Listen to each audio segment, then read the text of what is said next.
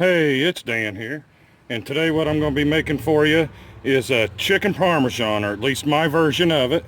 I want to thank Gary from East Texas Cooking and Outdoors. He invited me to do this collaboration. I know that Billy and Rhonda from Strong's Adventure is going to be in it. I'm not sure who else, but as soon as I find out, I'll put a link for everybody down below in the description.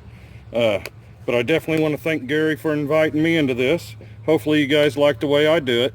I'm just doing two today because just me and the wife eating. I've already got one over there on the rack, but I got this one right here. I'll show you. I just put a little bit of salt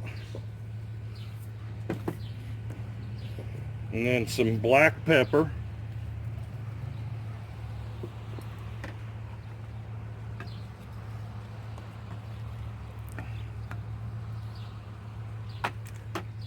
Flip it over, do the same thing on the other side. And I always like seasoning the meat, not seasoning my other stuff. Even though I did put a tiny bit of pepper in the egg wash. I just think it tastes better if you actually season the meat. So what I got here is I got a chicken breast that I actually cut in half. What you see over there and right here is actually one real big chicken breast that I sliced down the middle to make two. This is 2 eggs with a little bit of water mixed together, and I put a little bit of pepper. And this is Italian breadcrumbs. And doesn't have to be anything fancy.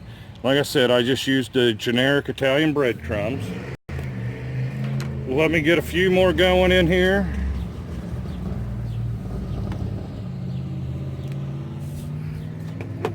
And if you can hear, my neighbor's out running his car.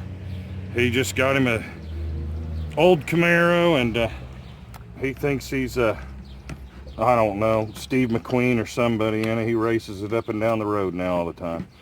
But get this going real good in the egg wash. Make sure I flip it several times. And then what I do is I put it over here in the breadcrumbs. And then I'll put even a few more breadcrumbs on the top, because I want it coated real good. And then to make sure that it does get coated real good, I just shake it. Put it in my Tupperware thing, just shake the heck out of it, flip it upside down, shake it, make a mess, of course, like I always do. That's why I like cooking outdoors. It's easy to clean up. All right. Get this out of here. Yep, everything's good and coated. Shake a little bit off, put it here. Let me get my pan heated up, and I'll show you how I do these on the pan. I'll be right back in a few minutes.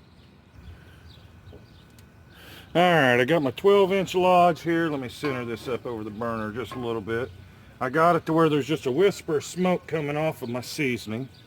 So I'm going to put some extra virgin olive oil in here. And I'm actually going to put a decent amount. And then I'm going to fry these up because I really want to get them crispy. I don't like a real soggy chicken parm. So I'm going to put that in there like that. Put that in there like that. I'm going to get this side nice, good crust on it.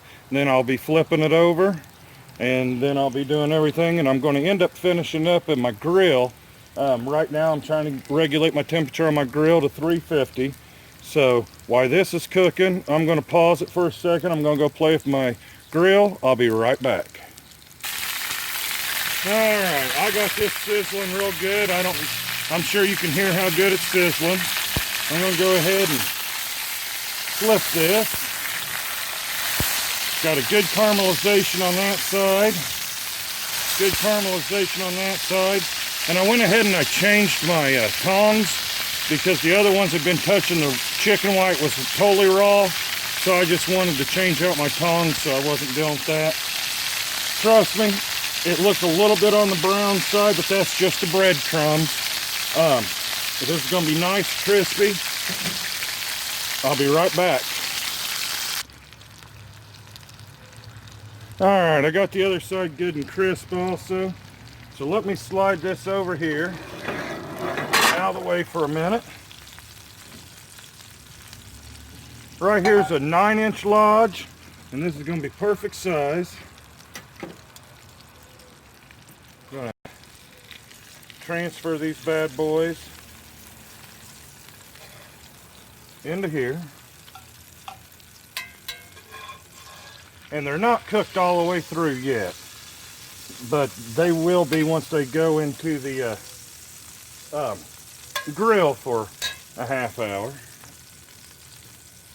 All right. So first thing I'm going to do is I'm just going to pour some marinara sauce over the top of both of them.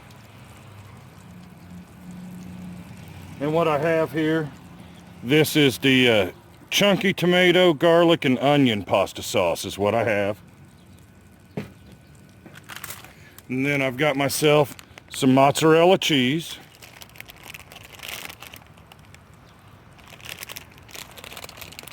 If I can get the package opened, I have some mozzarella cheese.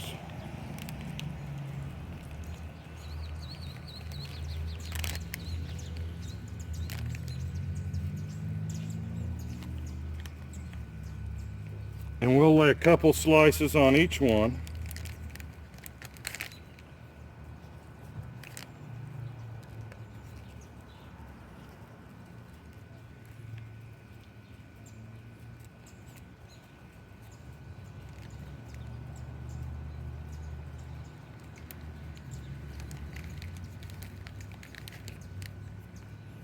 And while I'm thinking of it and doing this cheese,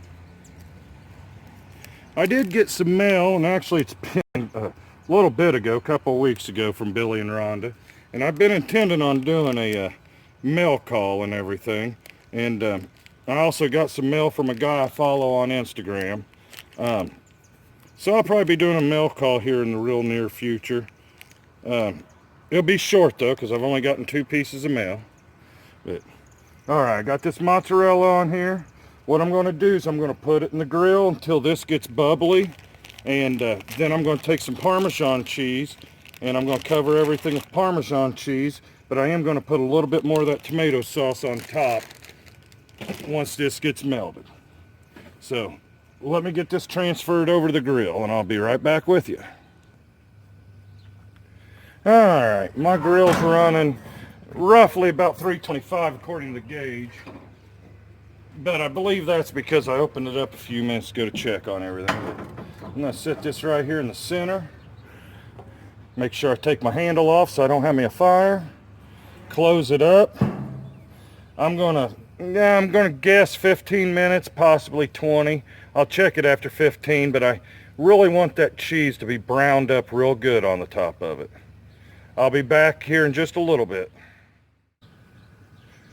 Alright, I checked on it after 15 minutes and the cheese was melting, but it wasn't quite browning on the top. So this has been 25 minutes, and now I can see that it's starting to brown and everything. Let me move this over where you can see it better on the camera. All the edges are starting to get brown. So the next step I do is I add a little more sauce, not as much as I did the first go around.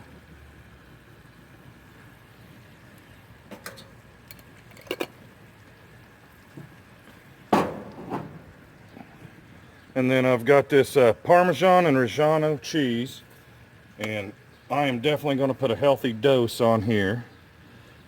Let me open the other side.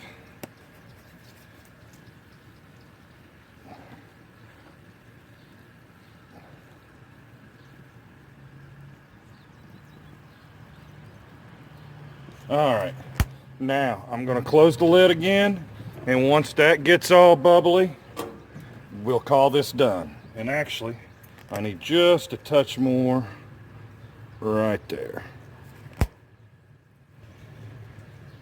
You can never have too much cheese on this dish, I promise you. Well, I'll see you back, I'm going to guess, in 10 minutes.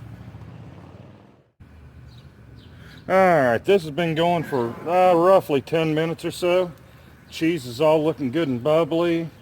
Edges are all browning up. Let me hold this up here so you can see this. It looks very delicious. I'm going to take it inside. I'm going to get me a plate going. I'll be back out for a taste test here in a few minutes. If you guys are enjoying my videos and everything, please hit the like button, subscribe to my channel. I do all kinds of different outdoor cooking, a lot of it in cast iron. I do a lot of Dutch oven cooking and everything. Please leave comments. Here lately I've been a little bit slow on responding to the comments, but I promise you I'll respond to each and every one of them, and I love talking to everybody that enjoys my videos. So with that being said, I'll be back in just a little bit to do a taste test. Alright guys, I let this cool down just a little bit. I cut that up with my fork. This is totally fork tender. I believe that's because of the fact that I baked it on the grill and everything. But let me get a taste of this real quick.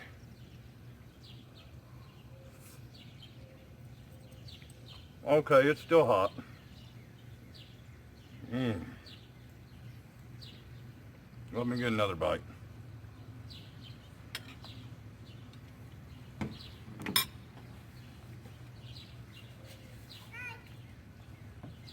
Guys, you really need to try this. Making the outside real crispy and then baking it on the grill, it turned out fantastic. It's not soggy or anything. One of my better recipes I think I've done in a while. Not to pat myself on the back, but I'm getting ready to go in and eat the rest of this. You all have a blessed day, and thank you for watching my video.